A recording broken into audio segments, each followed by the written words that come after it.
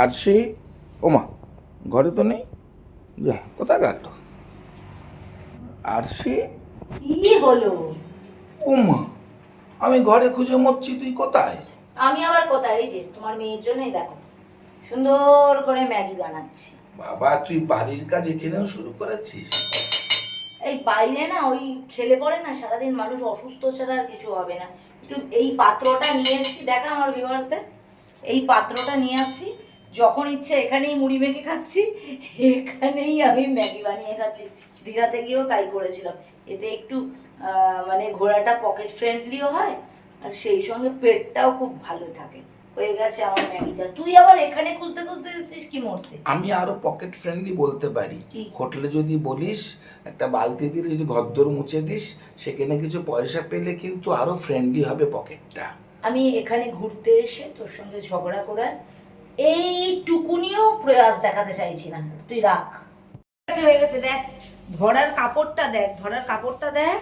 একটু পরের বার থেকে আমি সাঁড়াশিটা নিয়ে আসবো, আর টাওয়েল, ওরা যে টাওয়েলটা দিয়েছে টাওয়েল দিয়ে ধরে নিয়েছি। কিন্তু দেখ ম্যাগিটা কিন্তু বাইরে এসে বানিয়েছি বলে কিন্তু কোনো টেস্টের অভাব হবে না।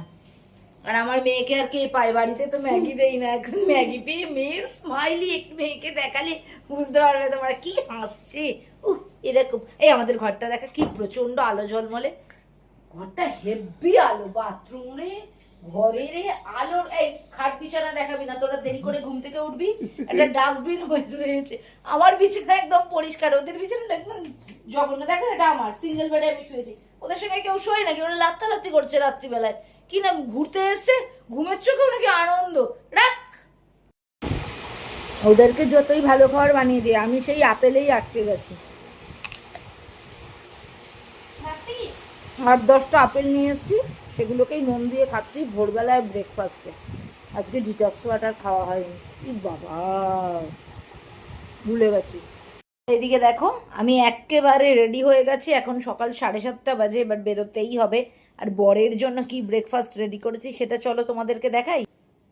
এই যে খাসা আমাদের ওখানকার আম্রপালি আম দিয়ে মুড়িয়ে বরকে দিয়ে দিয়েছি খেতে।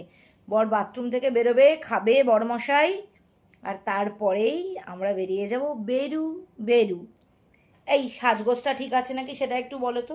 বিদেশ বিভূতিতে এসে এর থেকে আর বেশি কি সাজতে পারি বলো?